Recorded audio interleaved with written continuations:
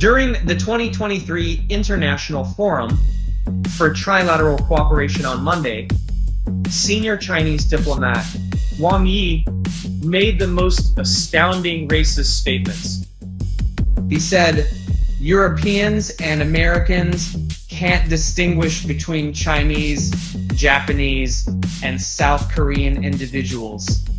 And no matter how much we dye our hair yellow or how sharp we make our noses, we can't become Westerners. We should always remember our roots. Anyway, Chinese diplomat Wang Yi is not alone. Look what this Chinese professor said in his lecture to Chinese university students. This will help to explain why China commits Uyghur genocide and crimes against humanity in occupied East Turkestan. And by the way, East Turkestan was an independent country before China's invasion. Okay, let's watch what that Chinese professor said. Watch. 一个国家强大的基础是为了广袤的国土面积。新加坡打死他也强不了，首都就是国家，国家就是首都。骑自行车转一天肯定转不来。看我们960万路上国土面积，你为自己是个中国人感到自豪了吗？感到了。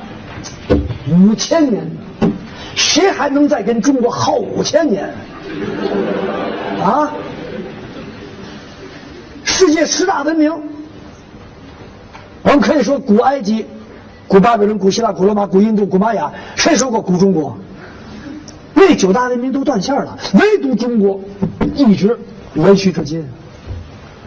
尽管周边一族小邦有时入主中原，很快被我强大的文化所同化，并自愿地加入到中华民族伟大大家庭中来。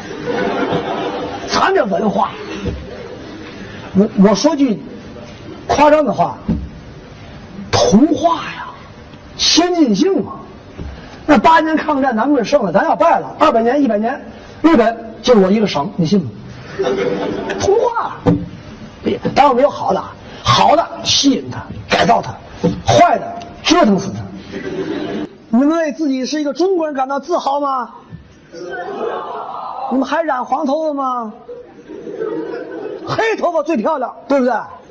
哎，为我们的种族自豪，我们的民族自豪，只有民族的才是世界的，对不对？对。哎，美国还跟咱比，你还崇美，200年多一点，咱5000年一比没文化，对吧？还争霸，这2000多年前我们春秋战国时代。老祖宗玩剩下不玩的活，我们到现在开始和谐世界了，还争霸，多年轻，多生猛啊！ Happy Independence Day, United States of America. The people of East Turkestan has been suffering from Chinese occupation and genocide. They also deserve to restore their independence.